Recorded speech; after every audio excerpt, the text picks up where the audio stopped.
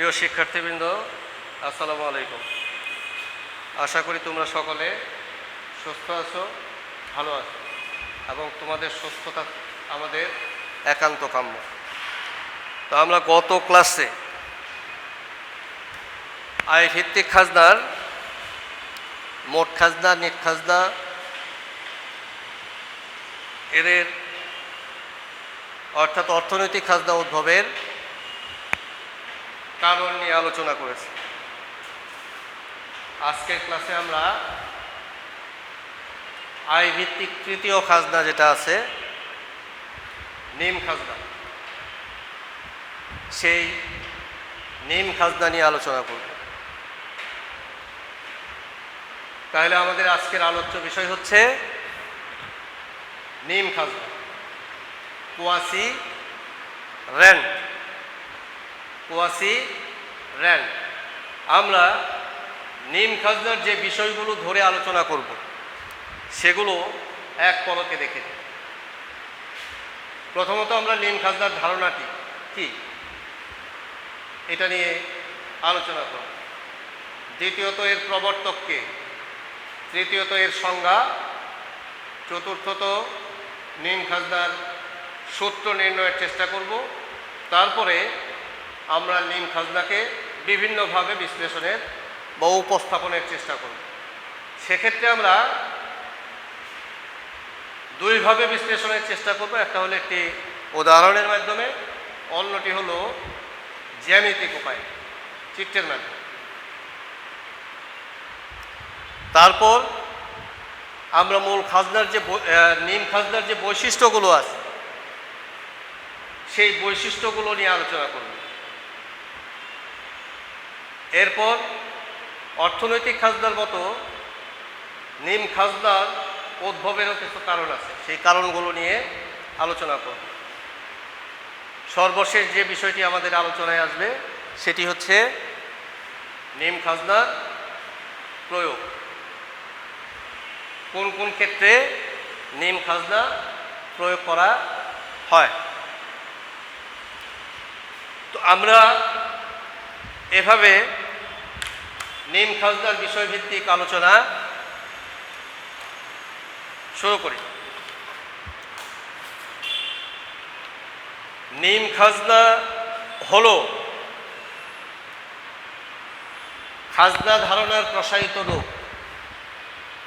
নিম খাজনা হলো খাজনা ধারণার প্রসারিত রূপ। এর প্রবর্তক হলেন নব্য ধ্রুপদী, নিউ ক্লাসিক্যাল ইকোনমিস্ট, নব্য ধ্রুপদী অর্থনীতিবিদ অধ্যাপক আলফ্রেড মার্শাল। আর আধুনিক অর্থনীতিবিদগণও এই ধারণার সমর্থক। আমরা রিকার্ডোর খাজনা তত্ত্বের নাম শুনেছি।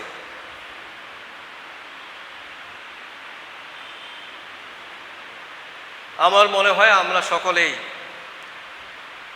যারা নবম দশম শ্রেণীতে অর্থনীতি পড়েছি তারা সবাই রিকার্ডোর খাজনা তত্ত্ব পড়েছি।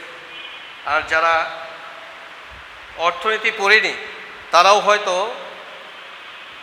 এই তত্ত্বের নাম শুনেছি। তো ডেভিড রিকার্ডো এবং তার অনুসারীগণ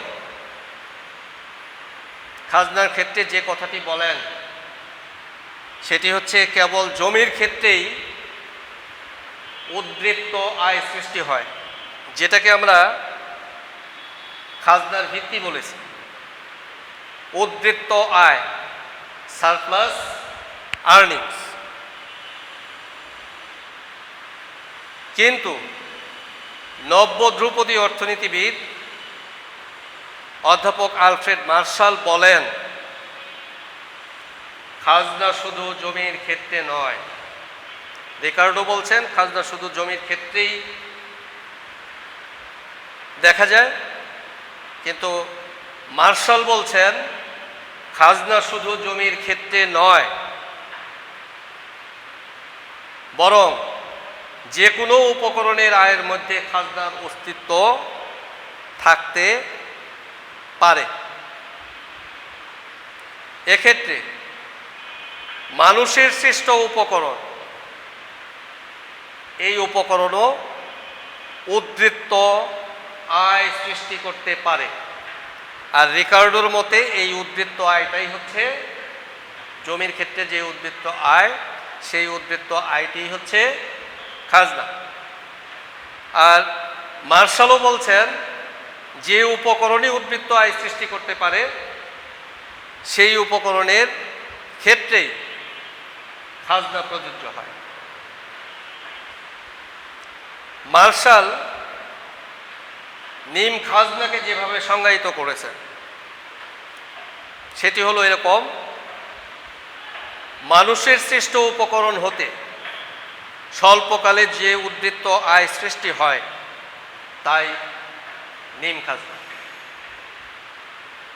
অর্থাৎ স্বল্পকালে মানুষের সৃষ্ট মূলধনী সামগ্রীর অর্জিত আয় হতে তার চলতি ব্যয় বাদ দিলে যে উদ্বৃত্ত থাকে তাই নিম খাজনা। নিম খাজনার ক্ষেত্রে আরও বেশ কিছু অর্থনীতিবিদ তাদের মতামত দিয়েছেন। তাদের মধ্যে উল্লেখযোগ্য হলেন P.A. স্যামুয়েলসন, সিলভারম্যান, জন ব্ল্যাক এবং অধ্যাপক ডমিনিক সেলভেটর। অধ্যাপক ডমিনিক সেলভেটর নিম খাজনা সম্পর্কে P.A. স্যামুয়েলসন বলেন, যে কোনো উপকরণের যোগান যদি সাময়িকভাবে স্থির থাকে, যে কোনো উপকরণের যোগান যদি সাময়িকভাবে স্থির থাকে তাহলে তার আয়কে নিম খাজনা বলা চলে। The return to any factor in temporarily fixed supply is called a quasi-rent.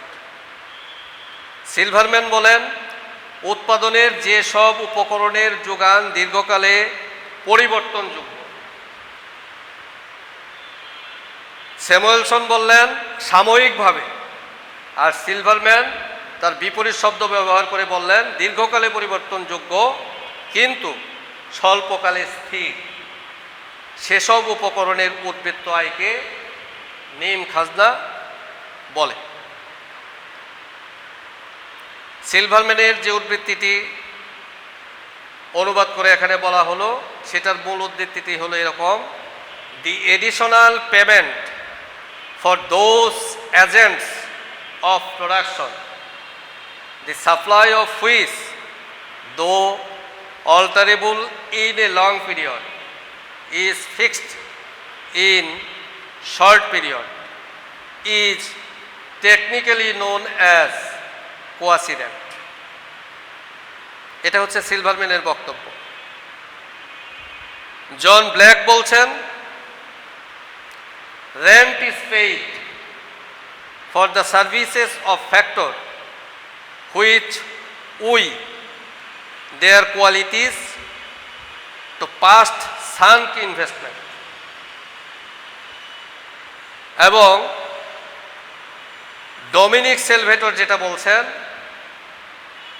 নিম খাজনা হলো মোট আয় থেকে মোট পরিবর্তনীয় ব্যয়ের বিয়োগফল। তো আমরা নিম খাজনা সম্পর্কিত সর্বজন স্বীকৃত উল্লেখযোগ্য সংজ্ঞাগুলো জানলাম। এবারে আমরা নিম খাজনাকে এই সব সংজ্ঞা পর্যালোচনা করে যেভাবে সংজ্ঞায়িত করা যায় সেটি দেখি। সুতরাং মানব সৃষ্ট সীমিত যোগান সম্পন্ন উপকরণ হতে, মানব সৃষ্ট অর্থাৎ মানুষের সৃষ্ট সীমিত যোগান সম্পন্ন উপকরণ হতে মালিক কর্তৃক স্বল্পকালে অর্জিত উদ্বৃত্ত আয়কে অর্থনীতিতে নিম খাজনা বলে। এখানে এই বিষয়গুলো বিশেষভাবে মনে রাখতে হবে। মানব সৃষ্ট, অর্থাৎ মানুষ যা সৃষ্টি করছে সেরকম উপকরণ যার যোগান সীমিত, এটা থেকে স্বল্পকালে মানুষের সৃষ্ট উপকরণ এর যোগান সীমিত এবং স্বল্পকালে যে উদ্বৃত্ত আয় সৃষ্টি হয় সেটাকে অর্থনীতিতে নিম খাজনা বলে। নিম খাজনাকে আরও যে যে নামে ডাকা হয় বা আরও যে যে নামে ডাকা যায় বা বলা হয় সেগুলো হচ্ছে উপখাজনা, উপখাজনা, আধা খাজনা, প্রায় খাজনা, অপূর্ণাঙ্গ খাজনা বা স্বল্পকালীন খাজনা। তার মানে নিম খাজনাকে উপখাজনা, আধা খাজনা, প্রায় খাজনা, অপূর্ণাঙ্গ খাজনা বা স্বল্পকালীন খাজনাও বলা হয়। কিন্তু নিম খাজনাকে সম্পূর্ণ অর্থে, নিম খাজনাকে সম্পূর্ণ অর্থে খাজনা বলা যায় না। কেন বলা যায় না? কারণ হচ্ছে সীমিত যোগান সম্পন্ন উপকরণের উদ্বৃত্ত আয়কে খাজনা বললেও নিম খাজনার উৎস যেসব মানব সৃষ্ট উপকরণ তার যোগান সময়ের পরিক্রমায় পরিবর্তনশীল এবং সর্বোপরি তার স্থান কাল পাত্রভেদে ভিন্ন হতে পারে। এই জন্যই নিম খাজনাকে সম্পূর্ণ অর্থে খাজনা বলা যায় না। তাহলে বিষয়টি কি? নিম খাজনাকে কেন সম্পূর্ণ অর্থে খাজনা বলা যায় না? কারণ যেসব উপকরণের ক্ষেত্রে আমরা নিম খাজনার কথা বলি সেসব উপকরণ হচ্ছে মানুষের সৃষ্ট। মানুষের সৃষ্ট উপকরণ স্বল্পকালে স্থির হলেও দীর্ঘকালে এর যোগান পরিবর্তন করা যায়, অর্থাৎ যোগান বাড়ানো যেতে পারে বা কমানো যেতে পারে। এই হচ্ছে আমাদের নিম খাজনার সংজ্ঞা। এবারে আমরা নিম খাজনার সূত্র দেখি। বোর্ডে লেখা আছে নিম খাজনার সূত্র। নিম খাজনা সমান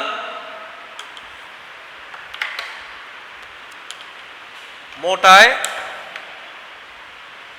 বিয়োগ মোট পরিবর্তনীয় ব্যয়। নিম খাজনা সমান মোট আয় বিয়োগ মোট পরিবর্তনীয় ব্যয়। এটাকে সংকেত দিয়ে প্রকাশ করলে দাঁড়ায় মোট আয় সমান টিআর এবং মোট পরিবর্তনীয় ব্যয় সমান হচ্ছে টিভিসি। তাহলে টিআর মাইনাস টিভিসি, এটাকে আমরা গড় আয় ব্যয়ের ভিত্তিতেও বলতে পারি। তখন সেটা দাঁড়াবে এআর মাইনাস এভিসি, অর্থাৎ গড় আয় বিয়োগ গড় পরিবর্তনীয় ব্যয় সমান আমরা এভাবেও লিখতে পারি, যেটা নিম খাজনা হিসেবে আসবে সেটা হলো গড় স্থির ব্যয় যোগ উদ্বৃত্ত আয় সমান হলো নিম খাজনা। এটি হচ্ছে আমাদের নিম খাজনার সূত্র। এটি হচ্ছে আমাদের নিম খাজনার সূত্র। তাহলে নিম খাজনা হচ্ছে কোনো উৎপাদন ক্ষেত্রে কোনো উপকরণের জন্য গড় স্থির ব্যয় ও উদ্বৃত্ত আয়ের সমষ্টি। এবারে আমরা নিম খাজনার বিষয়টি বিশ্লেষণ করব। বিশ্লেষণের ক্ষেত্রে আমরা দুইটি উপায়ে বিশ্লেষণ করার চেষ্টা করব। একটা হচ্ছে উদাহরণের মাধ্যমে, আরেকটা হচ্ছে জ্যামিতিক পদ্ধতি।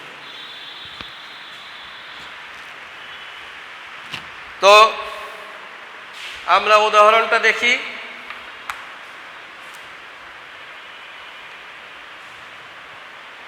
নিম খাজনা বিশ্লেষণের ক্ষেত্রে মার্শাল একটি উদাহরণ উপস্থাপন করেছে। তো মার্শালের সেই উদাহরণের সাহায্যেই নিম খাজনার বিষয়টি আমরা উপস্থাপন করছি। তিনি বলেছেন, মাছ ধরার জন্য প্রয়োজন মানুষের তৈরি নৌকা ও জাল। কি কি? মানুষের তৈরি নৌকা ও জাল। এছাড়াও অন্য কোনো উপায়েও, অন্য কোনো উপকরণ ব্যবহার করেও মাছ ধরা যায়, এটা আমরা সবাই জানি। স্বল্পকালে নৌকা ও জালের যোগান স্থির থাকে। স্বল্পকালে নৌকা ও জালের যোগান স্থির থাকে। ধরো কোনো একজন জেলে সমুদ্রে মাছ ধরতে গেল, সে চাইলেই তার নৌকা এবং জালের পরিমাণ ওই সমুদ্রের মধ্যে, গহীন সমুদ্রে বাড়াতে পারবে না, এখান থেকে কমতে পারে। তবে আমরা যদি সেই অস্বাভাবিক অবস্থা বিবেচনা না করি, চিন্তা না করি, তাহলে কি নৌকা জালের যোগান স্থির থাকবে। কিন্তু সে যদি ফিরে এসে নতুন নৌকা, নতুন জালের ব্যবস্থা করে, সেক্ষেত্রে কিন্তু জালের যোগান পরিবর্তন হতে পারে। তা আমরা ধরে নিচ্ছি স্বল্পকালে নৌকা ও জালের যোগান স্থির থাকে। সুতরাং মাছের চাহিদা বাড়লে তার দামও বাড়ে। অর্থাৎ জেলে কি করছে? নৌকা আর জাল দিয়ে মাছ ধরছে। সেই মাছের চাহিদা যদি বেড়ে যায়, তাহলে সেই মাছের দামও বেড়ে যাবে। ফলে নৌকা ও জাল হতে প্রাপ্ত আয় বিশেষভাবে বাড়ে এবং তখন তাতে উদ্বৃত্ত আয় বা উদ্বৃত্ত অংশ দেখা দেয়। কিন্তু ওই যে বললাম, যদি সে ওই মাছ ধরার থেকে ফিরে আসে, মাছ ধরে নিয়ে আসলো, তারপরে চিন্তা করে তার সামর্থ্য বেড়েছে, সে নতুন নৌকা এর সাথে যুক্ত করতে পারে, নতুন জাল এর সাথে যুক্ত করতে পারে, সেই সময়টাকে বলা হচ্ছে দীর্ঘকাল। এই দীর্ঘকালে নৌকা এবং জাল এটার থেকে এটার পরিমাণ বাড়ানো যায়, যার জন্য এ থেকে আয়ও স্বাভাবিক হয়। ফলে উদ্বৃত্ত আয় বা উদ্বৃত্ত অংশ যেটা থাকে সেটা নিঃশেষ হয়ে যায়। কারণ কি? আগের চেয়ে বেশি পরিমাণে মাছ সে ধরতে পারছে। কাজে চাহিদা বাড়লেও সেই চাহিদার সাথে সমন্বয় হয়ে দাম আগের মতোই থাকে, ফলে উদ্বৃত্ত আর থাকে না। সুতরাং নৌকা ও জালের স্বল্পকালীন উদ্বৃত্ত আয় হচ্ছে নিম খাজনা। তাহলে মার্শাল যে উদাহরণের মাধ্যমে এটি বোঝানোর চেষ্টা করছেন, সেটি কি? স্বল্পকালীন যেসব উপকরণ আছে, যে সেসব উপকরণ থেকে উদ্বৃত্ত আয়ের সৃষ্টি হয়, এই উদ্বৃত্ত আয়টাই হচ্ছে নিম খাজনা। এখান থেকে আমরা যে উপসংহারে আসতে পারি সেটা হচ্ছে, যন্ত্রপাতি ও মানুষের তৈরি সাজ সরঞ্জামে স্বল্পকালীন নিট আয়, যন্ত্রপাতি ও মানুষের তৈরি সাজ সরঞ্জামের স্বল্পকালীন নিট আয় হচ্ছে নিম খাজনা।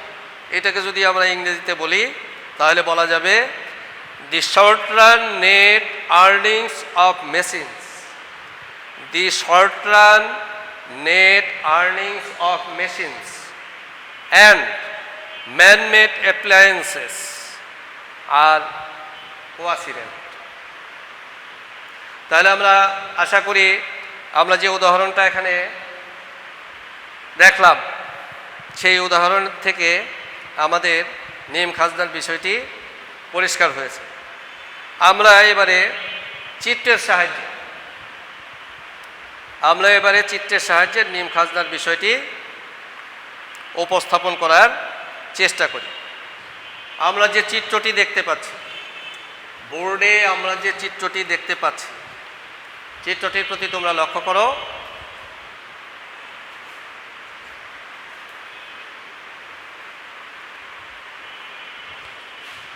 এই হচ্ছে আমাদের চিত্রটি। এটাতে নিম খাজনা উপস্থাপন করা হয়েছে।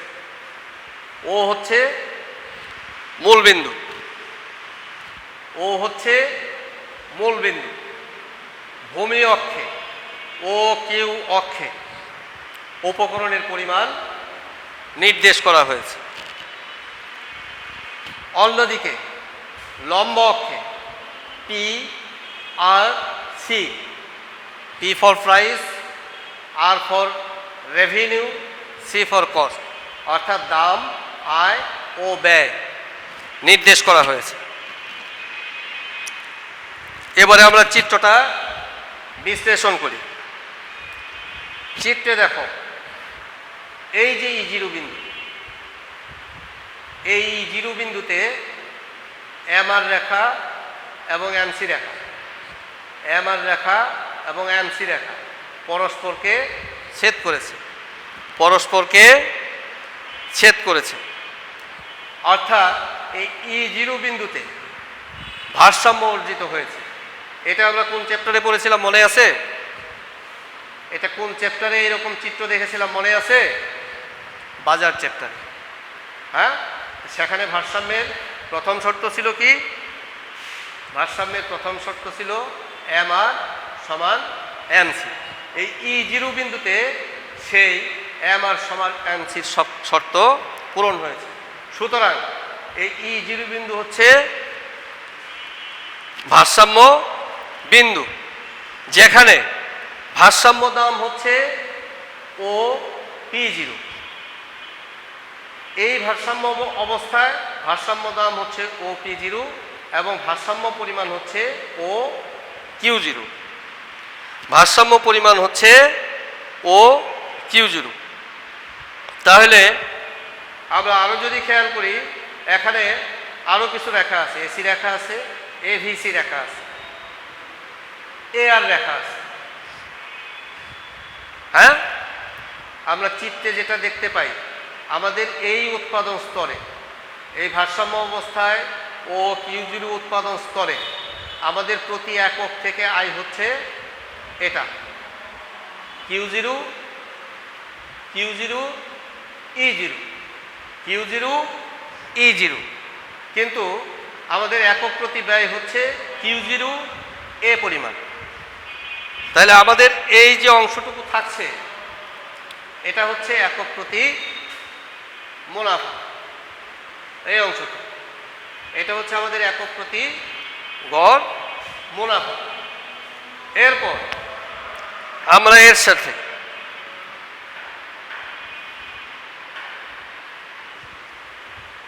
সাথে আমাদের আরো একটা লেখা আছে, সেটা হচ্ছে এভিসি, এভারেজ ভেরিয়েবল কস্ট, গড় পরিবর্তনীয় ব্যয়। সেটা কোথায়? বি। তাহলে আমরা এখানে যে সূত্র পেয়েছি, সেটা কি? এএফসি। এভিসি আমরা বাদ দিলাম, বাদ দেওয়ার পরে যেটা থেকে যাচ্ছে সেটা হলো এএফসি প্লাস উদ্বৃত্ত আয়। এএফসি প্লাস উদ্বৃত্ত আয়। তাহলে আমাদের উদ্বৃত্ত আয়টা হচ্ছে এইটুকু, আর এএফসি হচ্ছে এইটুকু। এই দুইটার যোগফল, এই পুরোটাই হচ্ছে আমাদের পি0, ই0, পি1। এটা হচ্ছে আমাদের নিম খাজনা। এটা হচ্ছে আমাদের নিম খাজনা। ঠিক আছে? তার মানে এই যে চিত্র, এই চিত্রে আমরা যে অবস্থাটা দেখি, চতুর্থ অধ্যায়ে আমরা একটু ফিরে যেতে চেষ্টা করি। এখানে আমরা কি দেখি? এখানে অতিরিক্ত মুনাফা অর্জিত হচ্ছে। কয় ধরনের মুনাফা হতে পারে? একটা হলো স্বাভাবিক মুনাফা, আর একটা হলো অস্বাভাবিক মুনাফা। অস্বাভাবিক মুনাফা দুই রকম হতে পারে। একটা হলো ক্ষতি, যেটাকে আমরা লোকসান বলি বা ক্ষতি বলি, আর একটা হলো লাভ বা মুনাফা। এটা হচ্ছে অস্বাভাবিক মুনাফা এখানে অর্জিত হচ্ছে। তাহলে এখানে নিম খাজনা কতটুকু? নিম খাজনা হচ্ছে এই যে চতুর্ভুজটা, ও পি0, ই0, কিউ0, এই যে চতুর্ভুজ এখানে লেখা আছে না, ও P0 E0 Q0, এটা আমাদের মোট আয়। আমরা এই যে মোট আয়, এখান থেকে মোট পরিবর্তনীয় ব্যয়, মোট পরিবর্তনীয় ব্যয় আমাদের কোনটা? এই চতুর্ভুজ ও P1 B Q0, ও P1 B Q0, এই ক্ষেত্রে এটা হচ্ছে আমাদের মোট পরিবর্তনীয় ব্যয়।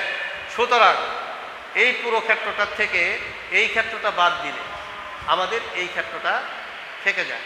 কোন ক্ষেত্রটা? P0 E0 হ্যাঁ B P1, আমরা এভাবেও বলতে পারি P0 P1 B E0। এটাই হচ্ছে আমাদের নির্ণেয় নিম খাজনা। তাহলে উপরের আলোচনা থেকে এটা স্পষ্ট যে নিম খাজনা স্বল্পকালের সাথে সম্পর্কিত। নিম খাজনা স্বল্পকালের ক্ষেত্রে বা স্বল্পকালের সাথে সম্পর্কিত। আমরা বাজার অধ্যায়ে এই যে চিত্র আলোচনা করেছি, সেই চিত্রের ক্ষেত্রেও কিন্তু আমরা সময়কাল ধরে নিয়েছি স্বল্পকাল। হ্যাঁ, এটি এক ধরনের উদ্বৃত্ত আয় নির্দেশ করে, যা কেবল মানুষের তৈরি স্থির উপকরণের ক্ষেত্রে প্রযোজ্য। দীর্ঘকালে এই যে খাজনার পরিমাণ সেটা শূন্য হয়, দীর্ঘকালে এটা শূন্য হয়। কারণ কি? কারণ হচ্ছে তখন উৎপাদন ক্ষেত্রে কোনো স্থির উপকরণ থাকে না। স্থির উপকরণ না থাকায় স্থির ব্যয়ও থাকে না। স্থির উপকরণ না থাকায় স্থির ব্যয়ও থাকে না, সবই পরিবর্তনীয় ব্যয়। তাহলে তোমরা কি নিম খাজনার বিষয়টি বুঝতে পেরেছ? উদাহরণ, চিত্র।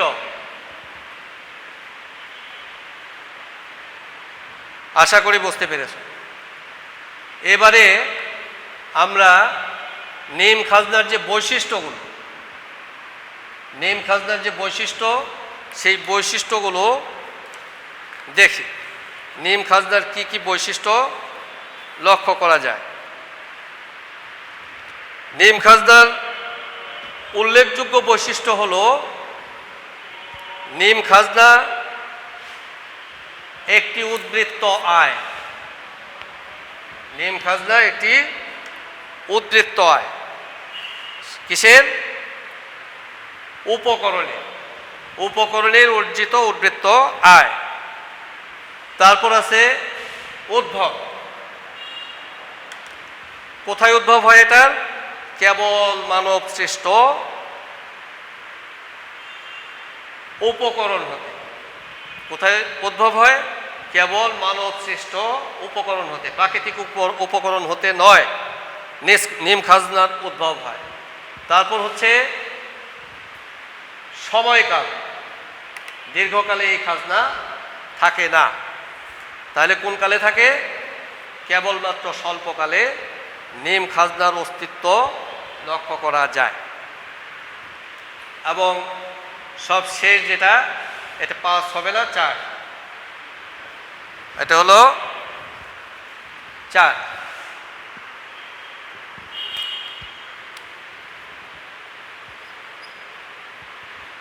মাত্রা, অর্থাৎ এই নিম খাজনার হার বা পরিমাণ বা মাত্রা একই থাকে না এটা পরিবর্তন হতে পারে? এটা পরিবর্তনশীল। নিম খাজনার মাত্রা পরিবর্তনশীল।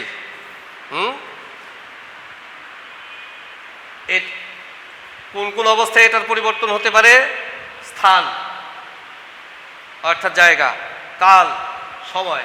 আমরা বলছি স্বল্পকালে এটার অস্তিত্ব আছে, দীর্ঘকালে নেই। পাত্র, এখন এই যে উপকরণগুলো মানুষের সৃষ্ট, সেগুলোর চাহিদা বা প্রয়োজন এক একজনের কাছে এক এক রকম অনুভূত হতে পারে। যার কাছে এটার প্রয়োজন বেশি সেক্ষেত্রে এই খাজনার অস্তিত্ব থাকবে, যার কাছে এর প্রয়োজন বোধ নেই তার কাছে এই খাজনার কোনো অস্তিত্ব নেই। তো নিম খাজনার এই উল্লেখযোগ্য বৈশিষ্ট্যসমূহ আমরা নিম খাজনার বিষয়টি আলোচনা করে পর্যালোচনা করে নির্ণয় করতে পারি বা দেখতে পাই। এবারে আমরা দেখব নিম খাজনা উদ্ভবের কারণ। উদ্ভবের কারণ 1 নম্বর হচ্ছে সীমাবদ্ধ যোগান। 1 নম্বর হচ্ছে সীমাবদ্ধ যোগান। এটা আমরা অর্থনৈতিক খাজনার ক্ষেত্রেও পড়েছি, সীমাবদ্ধ যোগান বা অস্থিতিস্থাপক যোগান। তার মানে মানুষের সৃষ্ট যে উপকরণগুলো সেটার যোগান যদি সীমাবদ্ধ হয় তাহলে এই খাজনার উদ্ভব হবে। 2 নম্বর হচ্ছে নিবিড় ব্যবহার। এই যে সীমাবদ্ধ যোগান সম্পন্ন যে উপকরণটা আমরা পাচ্ছি সেটার যদি আমরা নিবিড় ব্যবহার নিশ্চিত করতে পারি তাহলেও স্বল্পকালেও এর উৎপাদন ক্ষমতা অর্থাৎ উৎপাদন বাড়ানো যায়। আর উৎপাদন যদি বাড়ানো যায় তাহলে উদ্বৃত্ত আয় সৃষ্টি হয়। আর এই উদ্বৃত্ত আয় হলো নিম খাজনা। এখন এই নিম খাজনা ধারণাটি আমরা কোন কোন ক্ষেত্রে প্রয়োগ দেখতে পাই, অর্থাৎ নিম খাজনা ধারণাটির প্রয়োগ সর্বশেষ আমাদের যে বিষয়টি আলোচনার বিষয়